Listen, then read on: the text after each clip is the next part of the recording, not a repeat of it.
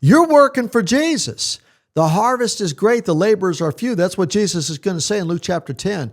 Do you know that fulfilling Matthew chapter 28 is actually on you? Jesus gives a command, go and make disciples. It means wherever you go, you're to be telling people about Jesus. Give them every opportunity to know, even if you don't use words, that Jesus is who he says he is. My mom is in memory care. She says, Danny, how is it I'm supposed to serve Jesus? I'm in this little place. What can I actually do here? I said, Mama, you can pray.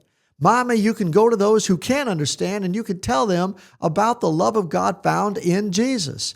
No matter where you are, if you're alive, Jesus still has a work for you to do. Jesus is saying you're to pray to the Lord of the harvest. Who's that, Father?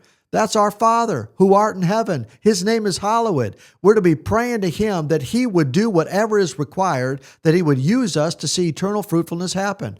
Pastor Dan, how can I do this? You're supposed to go and be a representative for Jesus, an ambassador for Jesus, an ambassador at the gym, an ambassador at the club, an ambassador at the restaurant. You are to represent Jesus wherever you go, even when you get cut off in traffic, even when you don't like what the boss has to say. You are in the business of making disciples. Everything else pales in comparison to that. You're to teach them all that Jesus commanded. You're to baptize them in the name of the Father, Son, and Holy Spirit. When's the last time you led somebody to Jesus? When's the last time you baptized somebody? When's the last time you strapped somebody to the door of your car, to the ceiling of your car, put them in the trunk and said, you're coming along with me. It's really important. When's the last time you just sat down with a neighbor and listened to them with the hopes of one day being able to give them the gospel?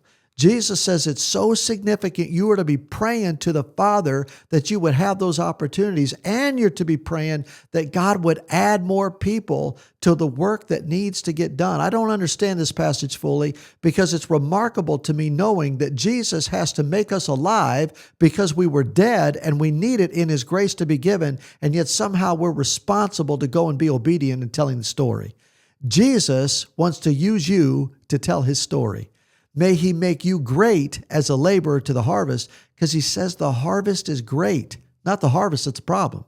It's the laborers that are few. How about we get about Jesus' work and let him deal with the results?